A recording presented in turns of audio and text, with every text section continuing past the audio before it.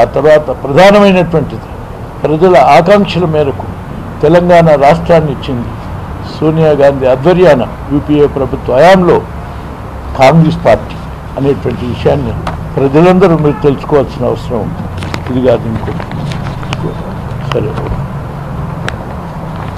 ఇంకోటి ఫైట్ అనేది మీరు ఇంకోటి మరి 2-3 ఉన్నాయి కదా తెచ్చి ఇది 1, 2, 3 విషయాలు మాత్రం ముఖ్యమైన విషయాలు చెప్తున్నాం.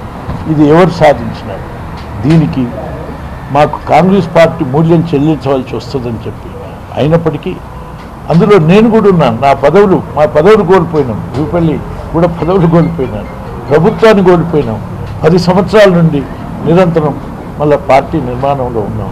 ఈ విషయాన్ని ఒకసారి గమనిస్తే ఈ కాంగ్రెస్ పార్టీ ఏం చేసింది అనేటువంటిది ఇవాళ కాంగ్రెస్ పార్టీ ఆధ్వర్యాన తెలంగాణ సాధించింది అనేటువంటి విషయాన్ని మీకు గుర్తు చేస్తున్నాం. ఇది కాదు ఏమి అసలు ఉపాధి హామీ పథకాన్ని పెట్టింది ఎవరు? కాంగ్రెస్ పార్టీ కదా.